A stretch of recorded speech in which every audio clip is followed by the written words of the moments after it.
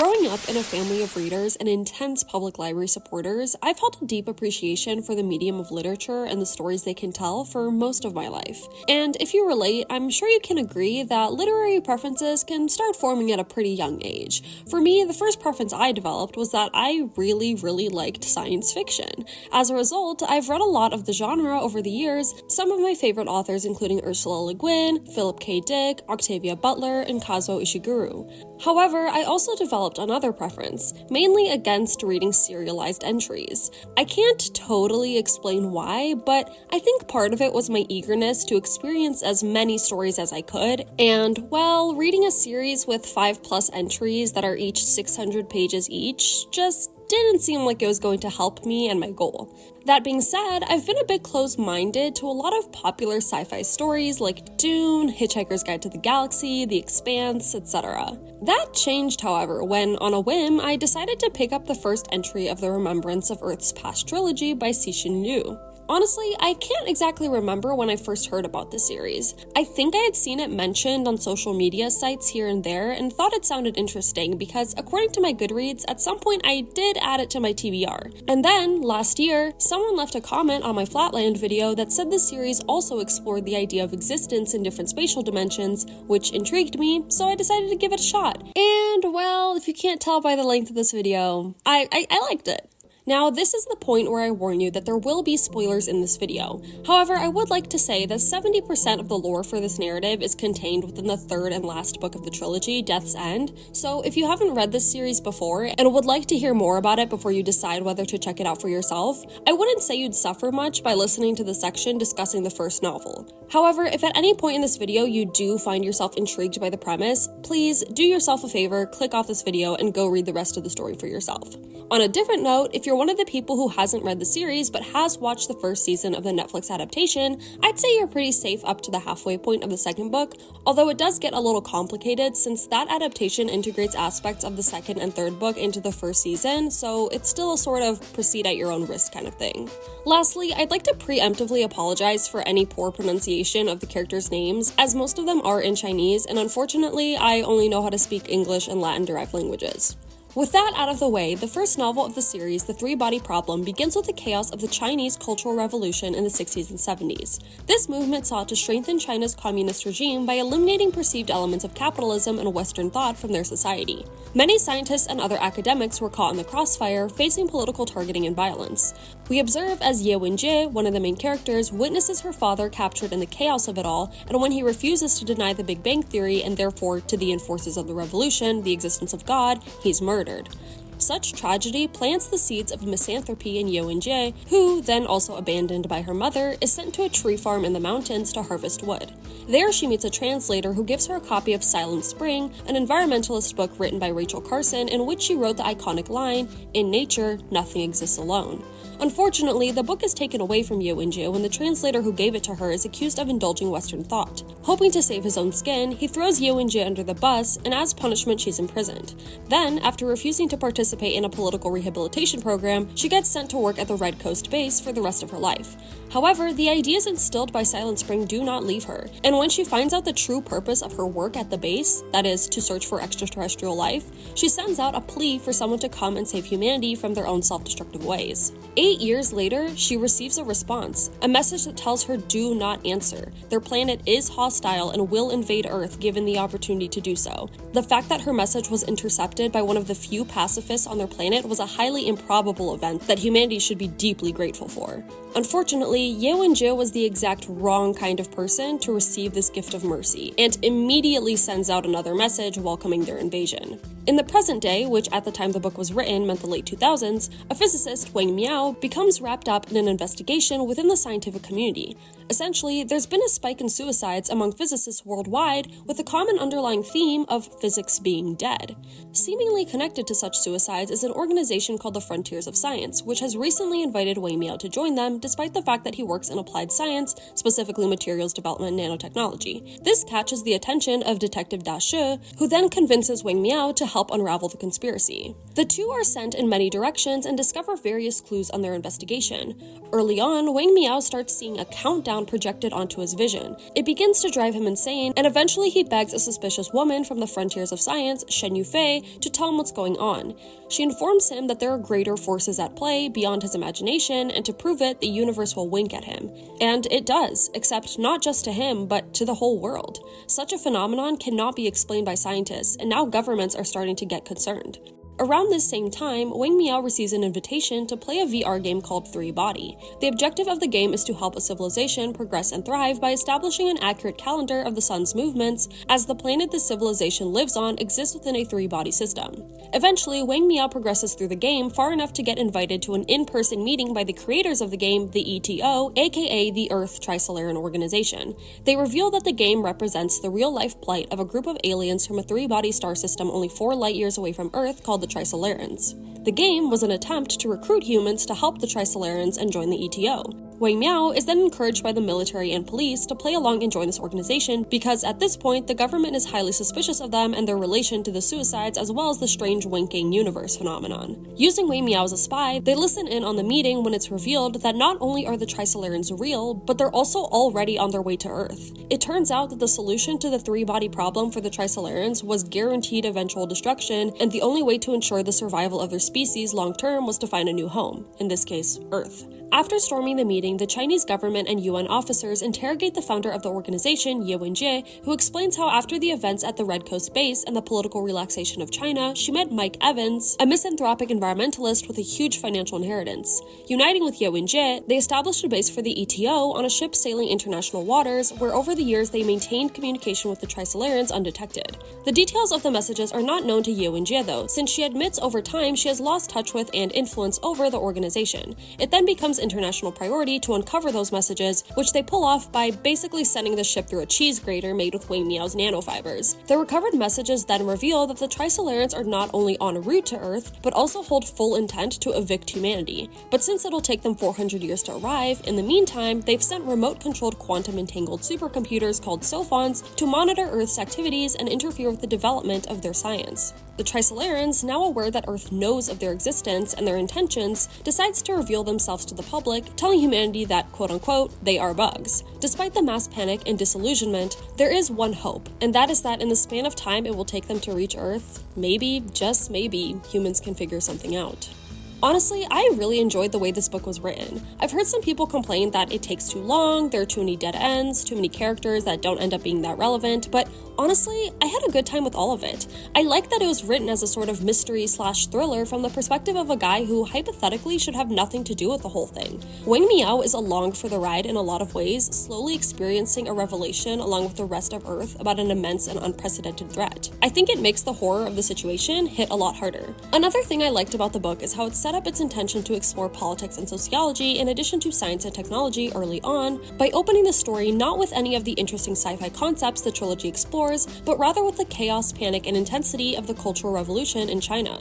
This approach made it clear that the story, going forward, would not solely concern itself with technology and extraterrestrials, but also with politics, sociology, and the cascading effects that even small, one-time decisions can have on the trajectory of history.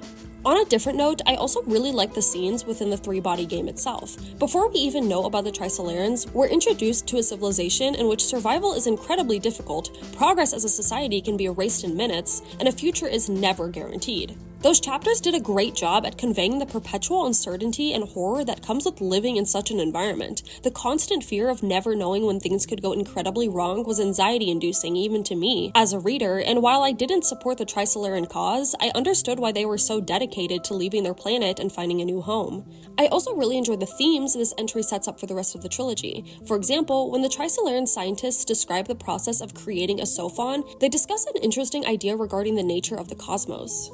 Essentially, a sophon is a proton unfolded into 2 dimensions that then gets a complex circuit etched onto it before being refolded into its previous proton form, entangled with another sophon, and sent to its target to be controlled remotely. However, it took the Trisolarans multiple attempts to successfully create a sophon, one of the reasons for that being that the protons themselves were suspiciously uncooperative with the process. For example, after unfolding one proton, it manifested into a giant eye-looking apparatus and then shot some sort of laser beam at the Trisolarans. The Trisolarans quickly destroyed it, but afterwards concluded that it must have been an act of intelligent life. The Trisolaran scientists then explained that a particle with 10 spatial dimensions on a micro/quantum level may appear on a macro or gross level as a simple point with not much going on, but that perception is relative, and it's possible that on a quantum level, a proton is just as complex as the very universe the Trisolarans themselves reside in, and that the laser eye that attacked them was a final attempt on behalf of the life forms within that micro-universe to defend their existence. That moment stuck with me for multiple reasons. Number one, it holds the bleak implication that every time a particle is destroyed, an entire micro-universe is destroyed along with it. Number two, it introduces the possibility that the universe, the one with humans and Trisolarans, exists as a small point inside of some even grander macro-universe, making this existence just as fragile and fleeting. Number three, on a philosophical level, it introduces this idea that everything that is big is also a smaller version of itself, and everything that is small is also a bigger version of itself, that perhaps there is a macrocosm-microcosm nature to everything that exists, and that if you zoomed in or zoomed out far enough, you might end up exactly where you began. The second novel, The Dark Forest, picks up where we left off. In the wake of an impending invasion, governments around the world unite to brainstorm solutions to defend Earth. However, it's difficult to come up with any worthwhile ideas when the Sophons are constantly spying, because anything humans try to do, the Trisolarans will know about and prepare for. During this time, the ETO is still active, even after their sea cult was destroyed, with some of the members still in contact with the Trisolaran fleet. During one conversation, the Trisolarans discover that humans have a separation between thought and speech, making them capable of deception, a tactic that the Trisolarans, who communicate with light projections generated by their thoughts in real time, cannot easily pull off. This encounter results in the Trisolarans concluding that humans must not only be pushed off of the Earth, but exterminated as a whole, since their capacity for secrecy makes them too dangerous to exist, period. Side note, while this moment is presented as a serious one, I have to admit I also found it really funny. The Trisolaran reaction to finding out that the human mind is inherently enigmatic is very understandable, and despite all their advanced technology, humans have one trick up their sleeve, and it's one they did absolutely nothing to earn. Anyways, the UN, realizing that Sophons cannot spy on human thought, decide to try and weaponize this by creating the Wallfacer Project, in which 4 people are tasked with coming up with a plan to protect Earth entirely on their own, which they can then carry out without opposition through direct access to immense amounts of resources. The 4 Wallfacers elected include Manuel Rey Diaz, a former Venezuelan president, Bill Hines, a world-renowned neuroscientist, Frederick Tyler, a former US Secretary of Defense, and Luoji, an astronomer. Out of the 4 Wallfacers chosen, Luoji seems the most unqualified. However, he's also the only human to ever be directly targeted for assassination by the Trisolarans, something that happens only after he has a conversation with Yeonjae. In that conversation, Yeonjae tells Luoji that he should explore cosmic sociology. She then presents him with 2 postulates about the current existence of the galactic ecosystem. Number 1, survival is the primary goal for any civilization, and number 2, civilizations continue to grow and expand, but the amount of matter in the universe is constant. These 2 postulates remain on Luoji's mind for the rest of the story, even as he spends most of it resenting his status as a Wallfacer. While all the other Wallfacers take action to find a solution, Luoji spends much of his time doing whatever he wants with the resources he's been given. In the meantime, the ETO assigns a Wallbreaker to each Wallfacer, tasked with deducing and exposing the plans of the Wallfacers through the use of the Sophons. One by one, the Wallbreakers successfully expose the plans of the Wallfacers, except for Luoji, to whom they never actually assigned one. Now, mind you, during that time, the UN was not just sitting around banking on the Wallfacers to do all the work. They were still attempting to come up with their own solutions, an inevitable one becoming, well, to just leave Earth. The problem, however, is that humanity is not communal enough to work together on such a project. Unlike the Trisolarans, who, mind you, still have an immense population living on their doomed home planet, for humans, the phrase "the survival of one is the survival of all" is not compelling enough to agree for only a portion of humans, most likely a group of wealthy elites, to get to leave Earth while the rest of humanity is subjugated to tyranny and/or genocide. Another consequence of humanity's poor sense of communal thinking is their rejection of globalizing intelligence and technology. While in principle, if all countries pooled their knowledge together, it would greatly increase the chances of someone coming up with an idea that might actually help, too many companies and countries were protective of their patents and resources respectively to make it globally accessible, so humanity ended up deliberately handicapping itself. It paints a cynical picture of what humans are like under pressure, but honestly seems pretty realistic to me. Humans value community, but we're also pretty individualistic creatures. We're really only wired to be altruistic towards our close friends and family, so asking us to make grand sacrifices for the well-being of total strangers or descendants 10 generations down the line is a tall order. With those things in mind, development towards escapist technology is outlawed and each country is left to its own devices. After the Wallbreakers expose the plans of the other Wallfacers and Luoji's wife puts herself and their son into cryostasis, Luoji gets more serious about his duty as a Wallfacer and has a breakthrough. Using game theory to work through the postulates Ye Wenjie gave him about cosmic sociology, he comes to realize that for any given intelligent species, it's ultimately safer to either hide from being discovered by other intelligent species or to eliminate them if given the chance, lest they eliminate you. The universe is like a dark forest, in which every civilization is an animal within said forest. If only one thing about the forest is certain, it's that at least some animals are deadly hunters, then the best means of survival is to first go as unnoticed as possible, and second, to eliminate any other animals before they have a chance to eliminate you, even if you don't know whether they were actually a hunter or not. The situation between the humans and Trisolarans is a unique one though, simply because in this case, the Trisolarans need something humanity has, a stable planet, so instead of destroying, they decide to invade. Which in theory should be easy, but concern arises with the exponential development of human technology. The majority of humanity's technological advancement has occurred within just a few centuries and only seems to be speeding up. That being said, technologically, it's possible that humanity might be able to not only catch up to the Trisolarans, but even surpass them by the time they arrive on Earth. That's why the development of the Sophons was crucial. By halting progress in fundamental science, the Trisolarans wouldn't have to worry about humanity outsmarting them before they got there. And Luoji understands this, which is why he doesn't waste time trying to find a way to somehow outpace the Trisolarans. Instead, he tests out his dark forest theory by broadcasting the location of a far-off star system to the wider cosmos. If the star system is destroyed, then his theory will be confirmed, and humanity might, in fact, have something they can use against the Trisolarans. When Luoji wakes up from cryostasis 200 years later, he is told of the tragedy that befell humanity in the past centuries. The desperate attempts to thwart the Trisolarans before they arrived led to the destruction of the planet and mass starvation. However, in the midst of despair, society cobbled itself together, this time prioritizing the well-being of Earth and humanity in the present, and not just in the future. Now, humanity is thriving and technology has advanced greatly, at least as much as it can within the limitations the Sophons set up. In fact, humanity has developed a massive starfleet, with giant ships across the solar system being powered by nuclear fusion. Humans are now confident they'll be able to thwart the Trisolarans, or at least prompt them to agree to some sort of truce. And the latter is exactly what humanity thinks is happening when they detect a probe heading towards Earth. Interpreting it as some sort of offering, they capture it and study it, only to find out they can't glean much information from it outside of its appearance. While this makes some people uneasy, humanity still holds on to the hope that it's some sort of Statue of Liberty when actually it was a Trojan horse. Suddenly, the probe activates and blasts through tens, hundreds of the nuclear fusion cores that powered humanity's spaceships. It happens so quickly that the fleet barely has time to react, not that there is anything they could have really done to defend themselves anyways. Only one ship escapes this massacre, Blue Space, while the rest of humanity's space fleet is reduced to a floating graveyard of metal and debris. Realizing how close the Trisolarans are to Earth and how little time there is to come up with another plan, people begin to fall into despair. Luoji, however, upon discovering that his dark forest theory was correct, and the star system of whose location he had broadcasted earlier had in fact been destroyed, comes up with a new plan. Order the Trisolaran fleet to stop their invasion, or he will broadcast the location of Trisolaris across the galaxy. Now, it's important to note that this plan only works with someone as disillusioned by the whole situation as Luoji. This is because revealing the location of Trisolaris, a planet only 4 light years away from Earth, will likely also reveal the location of Earth.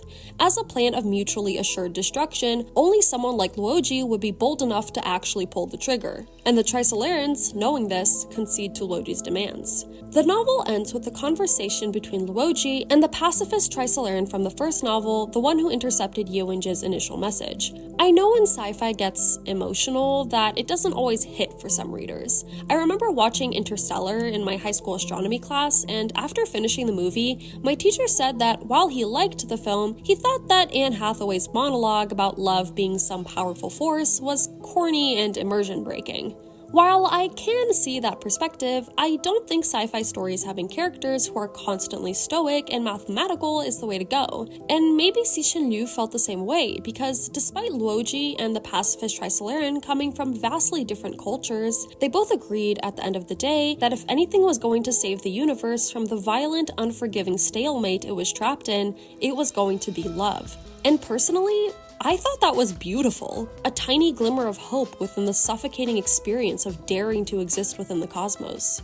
Honestly, this book hit hard for me. The Dark Forest theory was just such a tragic one, so much so that I actually ended up taking a break from the series to read some happier novels before deciding to get back into it with the third book, Death's End. Which, buckle in folks, because this entry covers like 18 million years worth of history. This is also where the name of the book series, A Remembrance of Earth's Past, starts to make more sense. What I mean by this is while the first and second novels are told more as an alien invasion themed mystery/thriller, the third novel feels a lot more like a recap of a series of events in which our main characters are somewhat passively experiencing humanity's development as it continues to fight for its survival within the galactic ecosystem. Soon after Dark Forest Deterrence is initiated, an aerospace engineer, Cheng Xin, is awoken from cryostasis. Born in the same era as Luoji, she was recruited as part of an organization called the Planetary Intelligence Agency that was tasked with brainstorming solutions to protect Earth. One of the ideas they came up with was the Staircase Project, in which they would send a human to spy on the Trisolarans.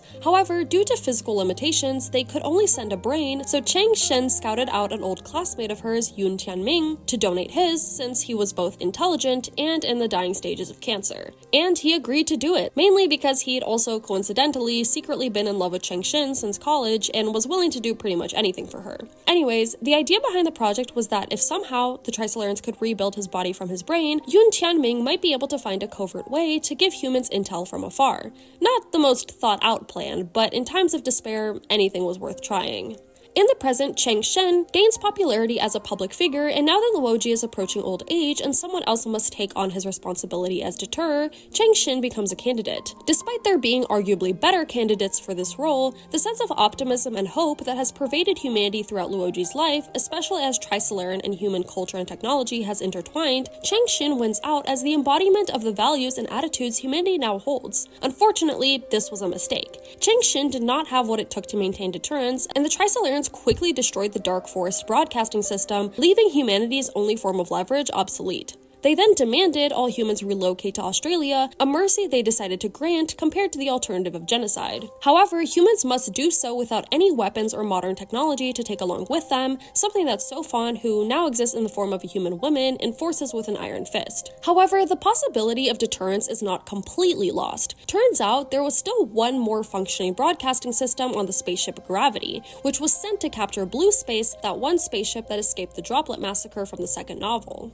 When the Trisolarans find this out, they seek to attack and destroy Gravity, but with the help of Blue Space's crew, humanity manages to thwart the attack and activate the Dark Forest broadcast remotely. The Trisolaran fleet, detecting the broadcast, subsequently concludes that Earth is too dangerous to inhabit now and therefore not worth conquering, so they change course to find some other home. Humanity, although thankful they no longer have to worry about Trisolaran rule, must now contend with the reality that Earth is majorly exposed, and they need to start preparing for the potential fallout. This fear is only intensified when just after a few years, Trisolaris is destroyed by an unknown third party.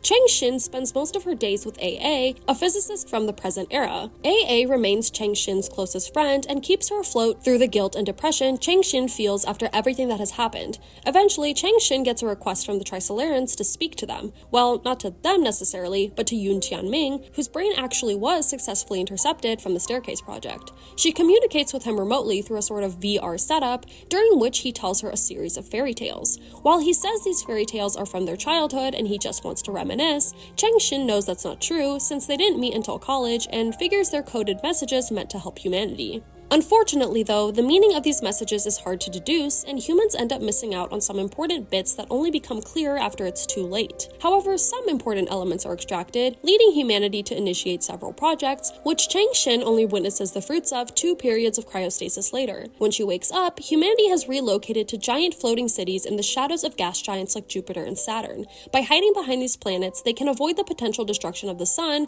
as most dark force attacks against other solar systems are done by sending an artificial massive particle to destroy the star of the system in question. The second project was an attempt to create spaceships that could travel at the speed of light using a curvature propulsion system. However, because of the traceability of space curvature lines, as well as the lingering distaste for escapist projects, the development of such technology is banned.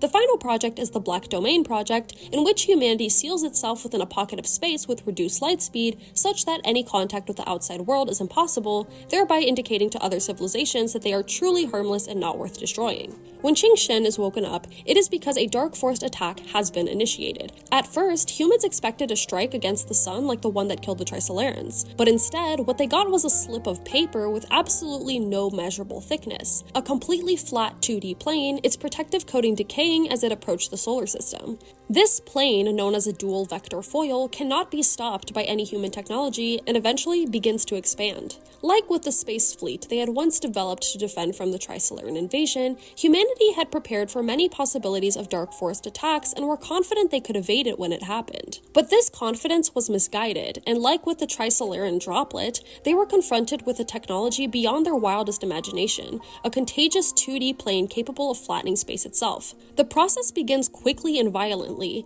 pulling space into itself at a rate approaching the speed of light. Multiple humans tried to escape its pull, but without curvature propulsion, it's futile. In their final moments, Chang Xin and AA take a ship to Pluto. The planet is cold and barren, the only thing worthy of note being an underground cavern with etchings of humanity's history, an attempt to communicate something of humanity's legacy in the case of annihilation. Unfortunately, in the face of dimensional collapse, this museum, managed by an aged Luoji, will accomplish nothing. Together, Chengxin, AA, and Luoji watch as planet by planet the dual vector foil flattens the solar system. Eventually, Luoji tells Shin and AA to get as far away as they can and to take some relics from Earth with them too.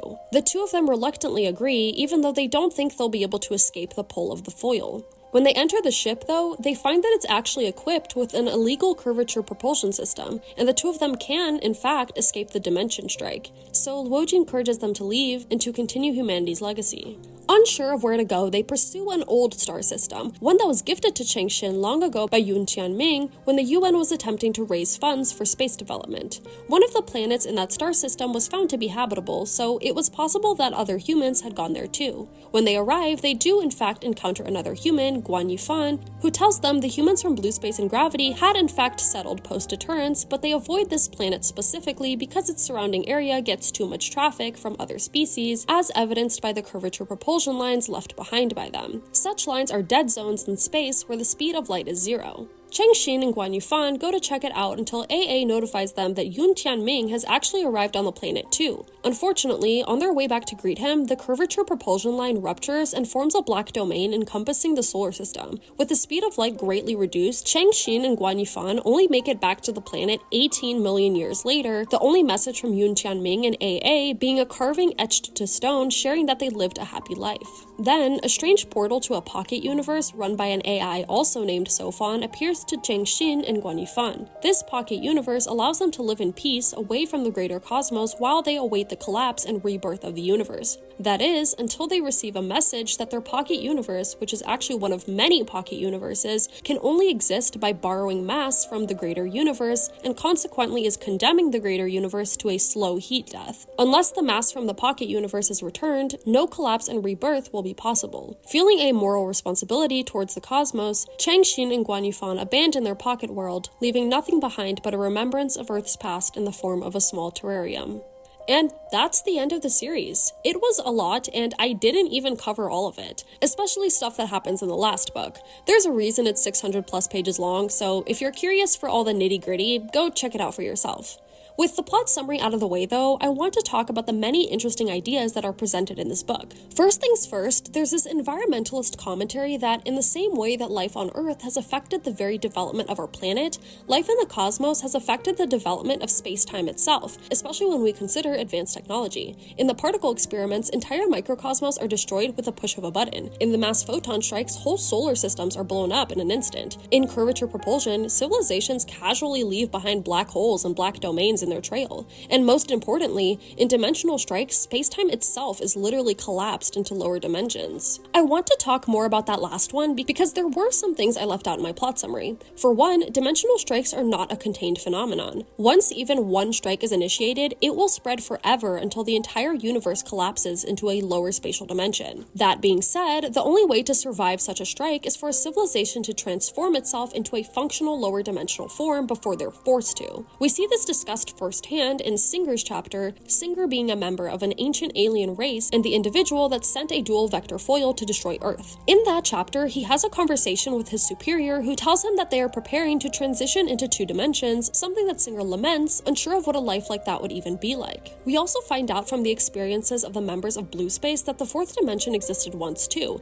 and in fact still does in some areas. As Blue Space attempts to escape the Droplet Massacre, they come into contact with areas of 4D space. In these areas, they encounter an intelligence who refers to the area as a tomb, or to use a human analogy, a dried up puddle in which all the stronger fish have learned to walk on land, while the weaker fish have been left to deal with the reality that, little by little, their puddle is evaporating. The implication here is that the universe was not always 3 spatial dimensions. In fact, at one point it may have been as many as 10, but the normalization of war and violence in the cosmos has whittled it down, and now the situation is becoming dire. So dire, in fact, that some civilizations have even decided that it would be better to just get the process over with. In an interesting conversation between Guan Yifan and Shang Xin, Guan Yifan describes a group of beings called the Zero Homers, or Resetters, who speed through the universe using curvature propulsion, trying to generate as many death lines as possible in an attempt to push the universe into 0 dimensions. Their idea is that since it's nearly impossible to pull a universe into higher dimensions once it's been collapsed, then maybe if they push the universe into 0 dimensions, pushing the hour hand of the clock past 12, as Guan Yifan describes it, they'll somehow trigger a reset into 10 dimensions. Guan Yifan hypothesizes that this group is actually practicing some sort of religion, since he can't find much support for the theory that by making the situation worse, they'll somehow make it perfect. But I actually have my own theory about this that might make sense, so if you're familiar with the series, let me know what you think. Basically, remember in the first book when the Trisolarans were doing their Sophon experiments and one of the protons attacked them, and then they had that whole conversation about how on a quantum level a proton can contain just as much information as a whole universe? Well, the thing is, in the third book, it says that when a dimension strike occurs, it's not that the dimension just disappears, but rather it gets folded from the macrospace into the microspace, from the gross realm to the quantum realm. But the only reason we even perceive these micro-universes as micro to begin with is because we have a reference point of residing within a larger environment. So if we got rid of that larger environment by collapsing all spatial dimensions into the quantum realm, then there would no longer be a larger point of reference, so everything would basically exist within a normal universe again, but now again with 10 spatial dimensions. But that's just a theory. I also thought it was funny that deterrence had humans thinking that just because the Trisolarans were interested in their culture, it meant they'd abandon their militaristic agenda. This has happened in real life with things like the Roman Empire. The Romans loved Greek culture. For example, almost all Roman plays took place in Greece, but that didn't stop Rome from expanding their empire and enforcing their rule. Also, just in general, the dynamics between the different civilizations of the cosmos can be interpreted as just scaled up reflections of how different societies on Earth treat each other. We've seen what happens when civilizations with more advanced technology meet those with less, and despite the power we're willing to weaponize, we still have no issue adopting aspects of their culture. Again, it connects to that microcosm-macrocosm theme that permeates the series. The conflict between the humans and the Trisolarans was just a bigger version of a conflict between different civilizations on the same planet, which was just a bigger version of a conflict between different villages in the same civilization, which was just a bigger version of a conflict that existed between two neighbors living in the same village but on opposite sides of a river and being unable to decide who gets to build a water mill first. I have to say that overall, the series does present humanity a bit cynically. For example, humans seem to have poor collective memories, quickly forgetting the sacrifices in war that lead to comfort in peace, which ultimately then prompts us to repeat old mistakes and send us right back to where we started. The whole hard times create strong men create good times create weak men, and weak men create hard times thing. Something else that's interesting is that the dark forest theory is actually listed as a real potential explanation to the Fermi paradox. If you don't know what that is, it's basically the idea that according to the number of habitable exoplanets scientists predict exist in the galaxy, there really should be more life around us, and yet we haven't come across any. Cixin Yu was not the first person to come up with dark forest-esque explanations, but he was definitely the one to popularize it, and I do think it's funny that a lot of space organizations' decision to stop sending so many messages to outer space lined up with around the time this book series was completed. The two events might be completely unrelated, but I'm gonna believe that they aren't just because it's funny. On a different note, it's interesting how I genuinely would describe the series as cosmic horror, but not because the dangers in the narrative are beyond human comprehension, rather precisely because they are very much within it. There's something so scary and bleak about finding out that even if there is other life out there, peace, allegiance, and unity are an impossibility. Love and friendship are a childish fantasy, and even if that's a corny thing to mope about, I can't help it. Like, imagine being stranded on an island by yourself and then one day finding out you're not alone, but then learning there's actually a decent chance that if you introduce yourself, you'll be hunted and killed. Not even because the other person is malicious, but because they're thoroughly convinced that given the chance, you'd hunt and kill them too. That's just really fundamentally sad. After the revelation of the Dark Forest in the second book, the third book really hammers home how the survivalistic and individualistic attitudes of the civilizations within the universe just made everything worse. At the very end of it all, every species is so desperate to make sure they're the ones to survive the collapse and rebirth of the universe that they end up collectively condemning it to a sad, cold heat death. I feel like the commentary here is that an environment in which self-preservation is always the end goal will only ever fuel greediness, selfishness, and destruction. As Luoji and the pacifist Trisolaran conclude at the end of the second book, the only redeeming hope for civilizations across the universe is love. At the end of the day, the reason this book series stuck so much with me is because in addition to exploring some really interesting and creative sci-fi concepts like dimensional weaponry and artificial black holes, it also explores a lot of political and philosophical ideas, like the conflict between self-preservation and well-being of the environment, not just on the scale of a planet or a solar system or galaxy, but of the very fabric of reality itself. It's really profound and actually makes me think about life not just in a cosmic context, but in an everyday context. What behaviors and attitudes do we indulge now on Earth that might lead to that very sort of self-destruction? But now that my accolades and ponderings have been shared, it's time to get a tad a bit critical. As an avid reader and more recently writer, I do feel an obligation to spend some time discussing this series on a more execution-based level. Personally, I have to admit that I don't find Cixin Liu's prose to be the most poetic, and to be fair, it doesn't have to be. Like I said, the whole idea behind the series is that it's a hypothetical historical account of Earth and humanity's existence among the cosmos. I'd say that this more textbook approach to the writing works decently in the third book, but for the first and second, the stilted prose and dialogue can take away from the reader's immersion. At one point, I did consider that it was a consequence of translating from Chinese to English, but after doing some searching online, it seems that even Cixin Liu's Chinese fans have similar complaints. But that's really my only gripe, and the series, in my opinion, more than makes up for it with its originality and depth. So with my thoughts on the original trilogy out of the way, let's talk about some of the supplemental materials like the published fan-written sequel to Death's End, The Redemption of Time. Honestly, I'm not totally sure what the lore behind the publication of this book was, but the author, Bao Shi, apparently wrote it 3 weeks after the third book came out, and it became so popular within the fandom that it got the attention of Cixin Liu's publisher. Cixin Liu nor the publisher have made any official statements as to whether the story is canon to the trilogy or not, but Bao Shi himself has stated that he was never attempting to make his theories canon, rather just trying to fill in perceived gaps from the original story and explore some of his own ideas. To be honest, I found the first third of this book to be kind of boring. It really just talked about Yun Tianming's and AA's life together after the rupture of the space curvature line separated them from Chengxin. Although, I get what the author was trying to do here. Cixin Liu's pairing of Yun Tianming and AA was kind of random. Maybe it was supposed to underline the tragic separation between Chengxin and Yun Tianming. Like, even after everything they survived and every hurdle they jumped to unite once more, fate still doomed them to be apart. But the consequences of that was a forced romance between two characters that, given everything we know about them, I just couldn't imagine together. I think Bao Shi felt the same and was trying to find a way to make their pairing feel more convincing by showing more of their domestic life together.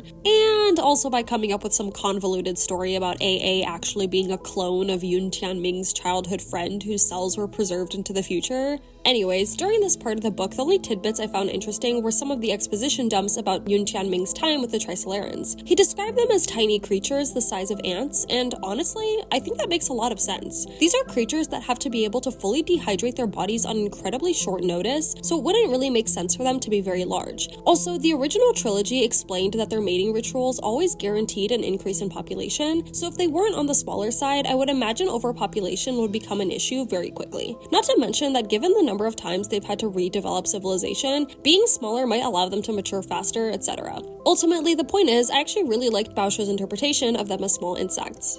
Moving on to the middle third of the novel, this part happens after AA and Yun Tianming die, and Yun Tianming gets revived as a superpowered being by an entity called the Master. With the Sophon's help, they learn that the Master was a being from the original 10th dimensional universe in which everything existed peacefully and blissfully. However, because the speed of light was infinite, there was no such thing as time. One of the beings in the 10th dimension did not like that and initiated a dimensional strike to reduce the dimensions from 10 to 9 so as to slow down the speed of light and thereby introduce the concept of time. This being believed that time was a necessity for freedom and that an eternal existence, even a blissful one, was inherently suffocating. This being, referred to as the Lurker, continued promoting dimensional strikes while the Master hid away in a bubble universe, awaiting an opportunity to restore the macro universe to its original 10 dimensions. The problem, though, was that if the Master tried to attack the Lurker and failed, then the Lurker would be able to track them and destroy them for good. But if the Lurker tried eliminating the Master and failed, the Master would destroy them and then initiate dimension reversal, which would undo all the work the Lurker had accomplished. This stalemate is particularly dire in the third dimension because if the world decays into 2 dimensions, the Master will no longer be able to exert any influence from their pocket universe, and the Lurker will continue reducing the dimensions of the universe until it is literally nothing but time, at which the universe will evaporate into oblivion.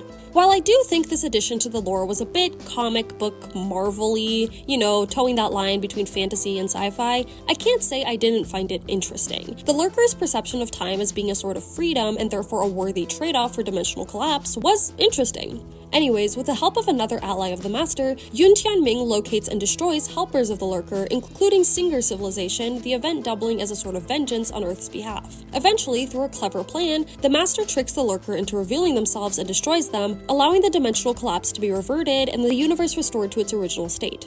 However, because when Chang Xin left her pocket universe, she also left behind 5 kilograms of matter in the form of a terrarium as a sentimental token of humanity's past, the rebirth of the universe after the Master's reset will not play out the same way as before, and whatever versions of themselves exist in the next universe won't be the same as they are now, nor will they remember past universes. After the universe resets, we find ourselves again in the third dimension on Earth, where Sophon, the only being who remembers the previous universe, asks Yun Tianming, whose new name is now Cixin Liu, to record the events of Earth's previous existence in a series of novels, bringing things full circle. It's a cheeky way to end the story, and I actually didn't hate it, but it does feel kind of weird now that the story is officially published and associated with the real Cixin Liu. I guess what I ultimately think is that the story makes for good fan fiction, and there are definitely some creative ideas here, but I do think it should have stayed online. Cixin Liu has actually said that he did have an idea for a 4th book after Death's End, but decided against writing it, and I wouldn't be surprised if part of that decision was because he didn't want there to be 2 sequels to the main trilogy. But that's really the only official supplemental material that exists, as in stuff that adds to the original lore. So let's move on to discussing some of the adaptations of the original story, of which there are a lot. First up, there's a graphic novel adaptation of this story. According to the foreword by Cixin Liu, this is something he was happy to have exist since he found that science fiction was sometimes hard to describe with just words. Readers envision things in their minds using their own frame of reference, and while that's okay for most stories, in more fantastical settings, it can make it harder for authors to reliably convey what they want. Now, personally, I think this is what makes the medium of literature so cool. For example, when I was in middle school, my English teacher gave us an assignment to read the first chapter of Little Women by Louisa May Alcott and draw what we thought the March House looked like. The next day, we lined up our drawings on a table and walked around the room to look at what everyone had created. I found the experience quite profound because it showed how even though we all read the exact same text, we still visualize things differently in our minds. But I suppose for some creatives, they would prefer their vision to be communicated more specifically, which I can see the perspective of too. Like Cixin Liu explained, for science fiction, especially when it gets really speculative, readers begin to lose anchors in reality to tether the author's descriptions to. As a result, visual mediums like graphic novels might be a better option for these sorts of narratives. That being said, the Three-Body Problem, after gaining a solid fanbase in China, was adapted into a series of graphic novels. These graphic novels were translated into English recently, which is why I was able to read them for myself. Honestly, I don't have a ton to say about this adaptation. It's pretty faithful to the source material, so if you want to experience the story but aren't as much of a reader, this might be a more approachable option. I will say, though, that I did find the art direction to be a bit underwhelming. I'm not a massive graphic novel connoisseur, but I definitely say I'm more familiar with them than the average person, since I've read comic books and graphic novels relatively consistently through my life. And while this one just didn't look the most exciting, I just feel like the colors are kind of drab and the paneling and lettering a bit safe.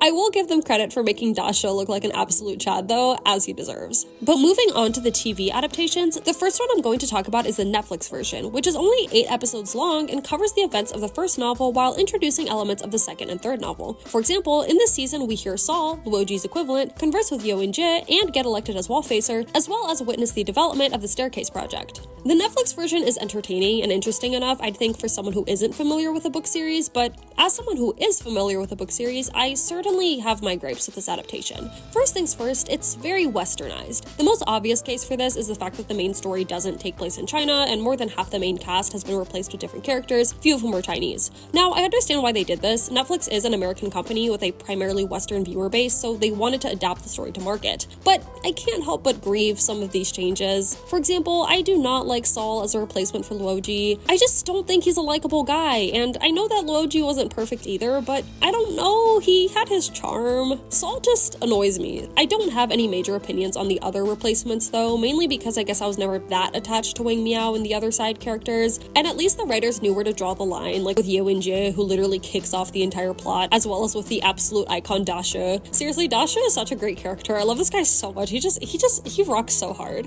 But back to the whole westernizing thing, it's not just with obvious choices like the character overhauls, but also with the way the dialogue is written and stuff. Again, that makes sense to some degree, adapting to market and whatnot, but there are some things that make me roll my eyes. The biggest one was probably the conversation between Ye Wenjie and Saul. In the original book series, Ye Wenjie presented her theory on cosmic sociology as two postulates. While definitely a more technical approach, given that in the story both she and Luoji were academics, it made sense. However, in the Netflix version, this thought-out series of postulates is turned into a joke about God kicking Einstein in the balls. I don't even know what to say about that.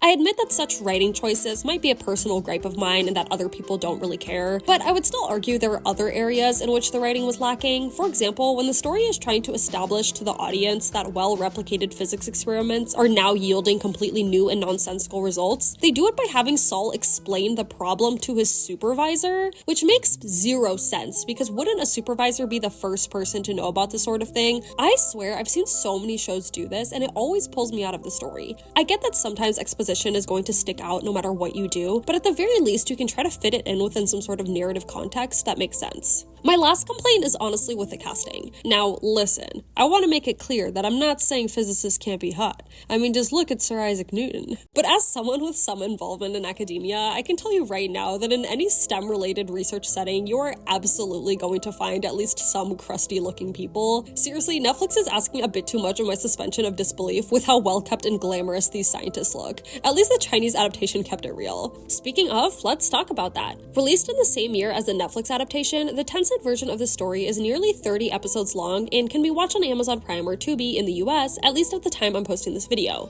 I will give you a warning though, there is no English dubbing, so you will have to watch it subbed. Personally, I prefer this adaptation compared to Netflix's. I'll admit, a lot of that has to do with the fact that it sticks very close with the events of the Three-Body Problem novel. The only change it really makes is that it stretches out the events of the original, so it definitely becomes a sort of slow burn mystery/drama. While that might not be everyone's cup of tea, I think the strength of this is that it allowed for the characters to feel more developed. I found myself resonating with Wang Miao a lot more in this adaptation than I did in the novel. I also love Dasha in this version. He doesn't look as gruff as his Netflix counterpart, but I thought his actor did a good job adding his own flavor to the character. I especially liked his performance in the scene with the locusts. After the world comes to learn about the impending invasion, the Trisolarans project a message using the sophons that say, "You are bugs." The message is meant to invoke fear and despair, and for many, including Wang Miao and his colleagues, it does. Dasha then takes them to a field full of locusts and tells them how despite humanity's attempts for millennia to prevent the locusts from invading crops, they've never succeeded. The Trisolarans may have meant the term bugs to be an insult, but what they fail to understand is that bugs are some of the most persistent and resilient creatures that have ever existed. I don't know, it was a really inspiring scene and a great way to end the season. Another thing I really like about this adaptation is how they approached the VR segments with a three-body video game. I've heard some people say they didn't like the uncanny CGI, but I actually found it charming and thought it made a lot of sense. The three-body video game was ETO recruitment propaganda, and as a result needed to disguise itself as something native to Earth's 2007 era. So the CGI staying within the bounds of what was technically possible at the time makes sense. As for my gripes with this adaptation though, my goodness, was the acting awful for the non-Chinese characters. See, one of the problems with having a homogenous population is that when you need a foreign actor, your pool becomes very limited. The casting directors for the show actually admitted to exhausting their options for the non-Chinese characters, so they really had to go with whoever they could get, and boy does it show. Now, don't get me wrong, some of the characters were okay, like Mike Evans, but everyone else, I cringed when they delivered some of their lines. I also found the cheese grater scene to be really funny. Basically, in order to access Trisolaran intel on the ETO ship, the government needed to destroy it in a way that would ensure nothing would be damaged, but also that no one would be alive to destroy it once they realized the military was coming for it. This meant massacre, and for some viewers, that might be morally hard to contend with. In the Chinese version of the scene, they try to get around this moral quandary by making the crew members of the ETO ship comically barbaric. Like, I'm talking caveman levels of violence and depravity here. We see these guys just waving around handguns and jumping on each other like animals. It's so hard to take seriously.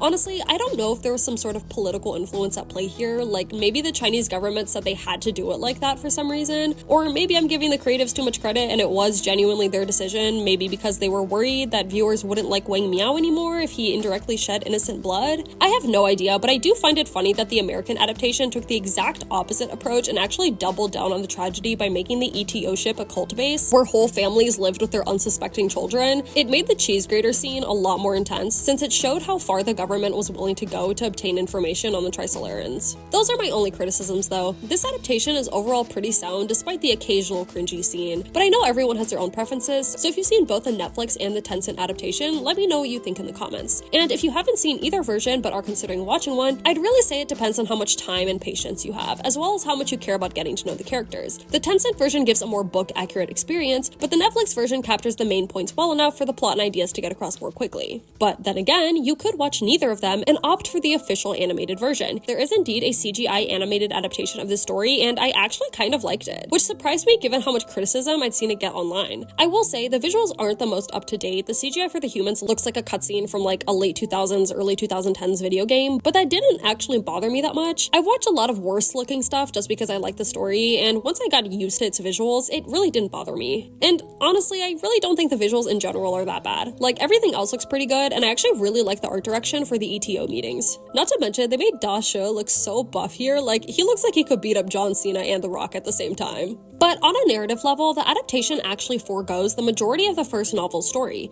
Instead, it focuses on the events of the second book, The Dark Forest, only including flashbacks of the events of the first novel as needed. Now, as someone familiar with the series, I was happy to see an adaptation that focused on the second novel, since both the other adaptations I mentioned so far were focused on the first one. But with that said, I don't know how well this adaptation does at telling its story clearly. I just feel like personally, if I didn't already know what happens in the first novel, I'd be really confused about what was going on, or just find it to be too fast-paced. I can't tell for sure though, so if someone out there watching this did somehow come across this adaptation as their introduction to the series, let me know what you thought. I'd also like to mention that this adaptation deviates from the source material in the last third of its run. Basically, before writing this trilogy, Cixin Liu wrote a novel called Ball Lightning that explored the development of a weapon that can put materials in a sort of quantum superposition where they exist both inside and outside physical reality. He then took this idea and brought it into the second book of the series, The Dark Forest, by involving it in Frederick Tyler's Wallfacer plan to defeat the Trisolarans. Funnily, this plan was actually changed for the English translation of the trilogy because at the time, Ball Lightning had not been translated, and Cixin Liu was worried that English readers would not be able to get context for the weapon if they wanted it. So he changed Tyler's plans to something else, which was far less clever and interesting in my opinion. And that explains some of the differences between the way English-speaking fans and Chinese fans talk about this series, as well as the different approaches adaptations have taken. For example, in the Tencent adaptation, when discussing how to infiltrate the ETO ship, one of the characters briefly suggests using the ball lightning weapon. And then, in the CGI animated version, they actually dedicate a full 5-episode arc to a ball lightning disaster on a space station, one that threatens the lives of Luoji and his future wife. As someone who hadn't read Ball Lightning, I did enjoy this arc simply because I actually found the concepts behind the weapon to be really interesting. However, I must admit that it absolutely does pull away focus from the main plot of the story, and unfortunately also serves as an endpoint for the season, leaving still half of the events of the Dark Forest uncovered. I'm not sure if they're still planning on releasing another season to remedy that, so I'll just say that if anything I've said about this adaptation intrigues you, watch at your own discretion. And those were all the visual adaptations of this story, the officially produced ones, that is, because there's actually a fan-animated Minecraft version you can watch on YouTube. You'll have to watch it subbed for the first 2 seasons, and unless you speak Chinese, the 3rd season will unfortunately have to remain a visual experience, but nonetheless, it's actually pretty good. It's also the only current adaptation that captures the full story from the first book to the 3rd book, which is pretty cool. Also, I'm not totally sure what happened, but I think after the 1st season, they may have gotten picked up by a streaming service, or managed to secure some better funding because the leap in animation quality from season 1 to season 2 was kind of crazy and only added to the already good writing and voice acting. Honestly, I'd encourage people to give this one a shot. And well, those are my thoughts on the Remembrance of Earth's Past series. This video has almost been a year in the making simply because my studies limit the amount of time I get to engage with media, but I'm glad I was able to explore this series as I was, and I'm really excited to see how the following seasons of its visual adaptations will approach the rest of the story since they're a lot grander in scope, and I can imagine will present some new challenges for the writers and directors. I send my best wishes, and I hope they can do this profound and memorable story justice. We'll have to wait and see though. In the meantime, if you enjoyed this video, consider subscribing, leaving a like, and checking out some of my other content. Bye!